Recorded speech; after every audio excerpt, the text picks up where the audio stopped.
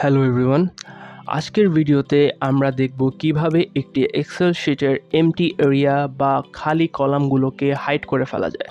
তো সেটা করার জন্য আমাকে প্রথমেই দেখতে হবে আমার এক্সেল শিটের ঠিক কত নাম্বার কলাম পর্যন্ত ডেটা দিয়ে অকুপাইড আছে। তো আমি দেখতে পাচ্ছি আমার এক্সেল শিটের এ থেকে ই কলাম পর্যন্ত ডেটা এন্ট্রি করা আছে। তো আমি চাচ্ছি এফ কলাম থেকে শুরু করে বাদ বাকি যতগুলো কলাম আছে সবগুলোকে হাইড করে দিতে।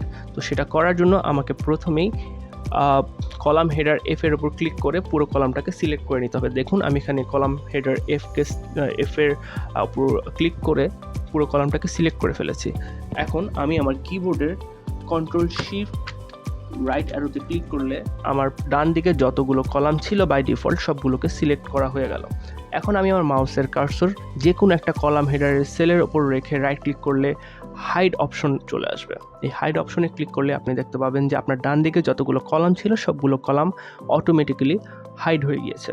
সো সিমিলারলি আমি যদি চাই আমার নিচে যত এমটি রো আছে সবগুলোকে হাইড করে ফেলবো, আমাকে দেখতে হবে কত নাম্বার রো পর্যন্ত আমার ডেটা এন্ট্রি করা আছে। আমি দেখতে পাচ্ছি আমার 23 নাম্বার রো পর্যন্ত ডেটা এন্ট্রি করা আছে।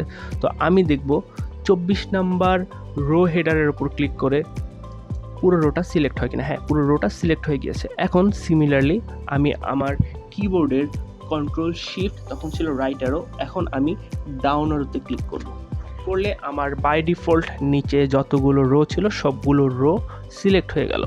এখন যে কোনো একটা রো হেডারের ওপর মাউস রেখে আমি রাইট ক্লিক করলে